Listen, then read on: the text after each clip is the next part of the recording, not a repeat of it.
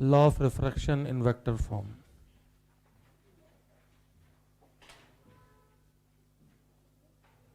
Refraction in vector form, पहली बार ये सवाल जेई 1999 में आया, सब्जेक्टिव 10 नंबर का। फिर मेडिकल वालों ने, सॉरी AIEEE वालों ने 2008 या 9 में रिपीट कर दिया, सेम सवाल उठा के ऑब्जेक्टिव में 4 ऑप्शन बना के। बट अभी भी मेडिकल में भी कराते हैं, अगर टीचर अच्छा हुआ तो। ठीक, 12th वाले बैच में तो कराते हैं क्योंकि उसमें टाइम होता है काफ़ी। रिपीटर में थोड़ा सा इग्नोर करते हैं क्योंकि टाइम कम, सिलेबस ज़्यादा खींचना है। तो law of refraction in vector form, law of refraction in vector form, क्योंकि IIT ने इसी सवाल के 99 में, सन 1999 में 10 नंबर दिए थे, क्योंकि पहली बार थी चीज नहीं। तो हमेशा याद रखो कि जो कंपोनेंट बाउंड्री के पैरेलल होते हैं वो तो चेंज नहीं होते हैं। तो केवल और केवल कौन सा कंपोनेंट चेंज होता है? परपेंडिकुलर या नॉर्मल वाला कंपोनेंट चेंज होता है, चाहे रिफ्लेक्शन हो या रिफ्रैक्शन हो। कोई दिक्कत? ठीक,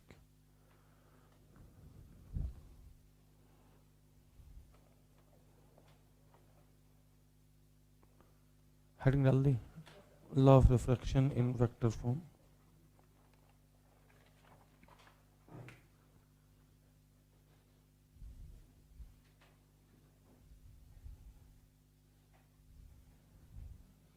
सवाल देखें, ये बाउंड्री है और उन्होंने लिखा कि ये जो बाउंड्री है ये XY प्लेन में है। मतलब कि मुझे ये प्लेन को XY मानना है, तो ऑब्वियस है कि इसका जो नॉर्मल होगा वो Z एक्सिस में होगा। कोई दिक्कत? Z एक्सिस में XY प्लेन का नॉर्मल। कर एक लाइट रे आ रही है ऐसे, और इसका वेक्टर फॉर्म दिया इन्होंने 6√3i cap 8√3j cap -10k cap. तो बोले कि जो रिफ्रैक्टेड रे होगी, मतलब जो पार करने वाले के बाद रे होगी, उसका यूनिट वेक्टर बता दो 10 नंबर। तो मुझे अच्छे से पता है कि ऊपर का रिफ्रैक्टिव इंडेक्स इस प्लेन के ऊपर का दिया √2 और नीचे का दिया √3। आप देख सकते हो 10 नंबर का सवाल था पूरा, क्योंकि 99 में जो होते थे पेपर वो सब्जेक्टिव आते थे, 10-10 नंबर के 10 सवाल। ठीक, बट इसको मेंस वालों ने भी रिपीट कर दिया, तो मुझे लगा कि AIEEE में जब होता था तब, तो मुझे लगा कि मेडिकल में भी कराना चाहिए, क्योंकि कब सेम सवाल उतर जाएगा पता नहीं। तो मेडिकल वाले बिल्कुल तैयार हो गए, बोले तुम करा दो, आखिरी में जो आंसर होगा हम रट लेंगे। हाँ, ऐसा करना भी यही चाहिए। 1 मिनट का टाइम है और सवाल नहीं भी छोड़ना चाहते हम, पूरे 45 ठोकने की अगर उम्मीद है तो एक आध रटना पड़ जाए तो कोई बुरी बात नहीं है।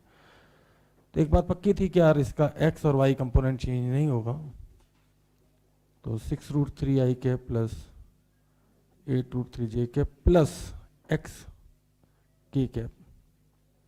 ठीक, 99 में लोगों को ये पता ही नहीं चला कि ये ऑप्टिक्स का सवाल है वेक्टर का।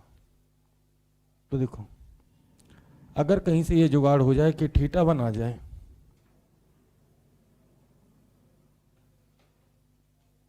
सही है, तो स्नेल लॉ लगा के θ2 आ जाएगा, और फिर शायद x आ जाए। कोई दिक्कत?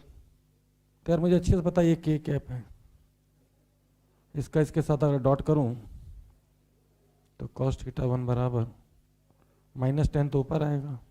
देखा k कैप, तो ये दोनों 0 हो गया, -10 ऊपर, और इसका मैग्नीट्यूड जो है वो 20 है। जिन्हें नहीं पता उन्हें बता दूं, √6 का स्क्वायर 36, 8 का स्क्वायर 64, तो 36 और 64 100, और √3 का स्क्वायर करेंगे तो इंटू 3 तो 300, और 10 का स्क्वायर 100 तो 400, और रूट लगाया तो 20। ठीक, कोई दिक्कत? वो IIT वाले वो फंसाना नहीं चाहते, वो बेसिकली इंटेलिजेंस देखते हैं।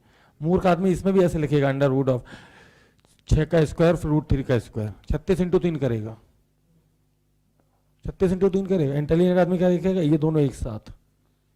अगर आप ध्यान से देखें तो 6√3 का स्क्वायर और 8√3 का स्क्वायर एक साथ सॉल्व करें तो जल्दी सॉल्व होगा। 6 का स्क्वायर 36, 8 का स्क्वायर 64, 36 64 सबको पता होता है कि 100, और इंटू √3 का स्क्वायर करेंगे तो 3, तो 100 इंटू 3 300, 10 का स्क्वायर 100, 400 रूट मारा 20, कोई दिक्कत। लेकिन यहाँ से एंगल आ रहा है 120 का,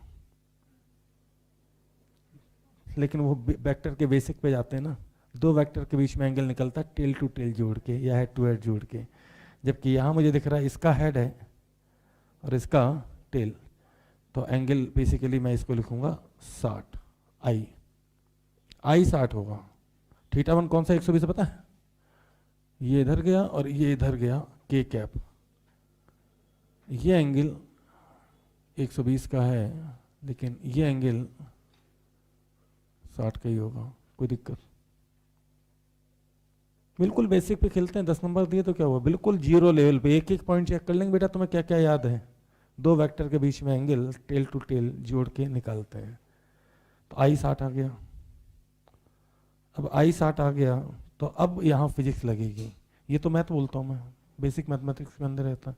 फिजिक्स बोल रही कि ऊपर √2 नीचे √3, मतलब ये 45 आएगा, नहीं तो लगा दो भाई, √2 इंटू साइन 60 बराबर √3, दिख रहा होगा,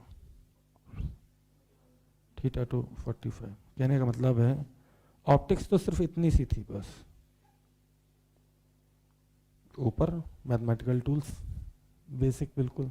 अब सवाल उठता है कि भाई अब मुझे थीटा 2 पता चल गया, तो फिर से डॉट मार दो इसके साथ, फिर से डॉट, इसका के कैप के साथ डॉट, ठीक।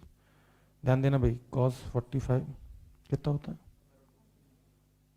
दो वेक्टर के बीच में एंगल या अननोन निकालना हो, आज ही पढ़ाया है, तो डॉट करते हैं, इसका इसके साथ x,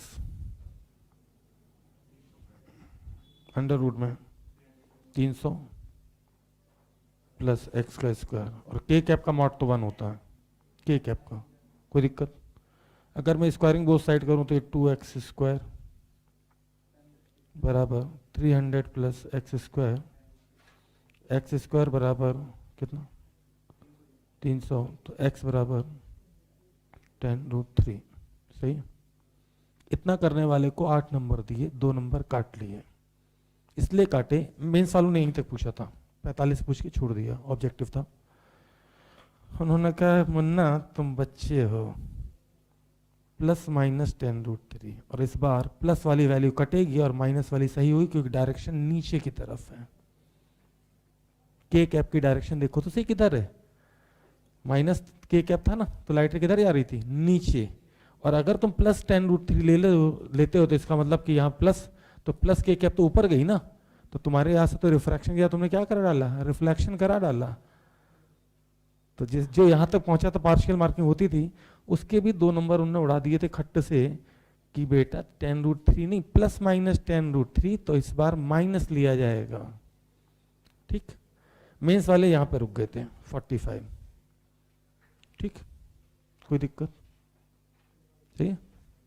10 नंबर दिए थे, 100 नंबर का पेपर जेईई एडवांस का, तो 10 नंबर के लिए इतना कर सकते हो, लेकिन हाँ पहली बार अगर ये सवाल बिना देखे आ जाए और पेपर में आ जाए तो डेफिनेटली जो सोचेगा वही IITian बनेगा।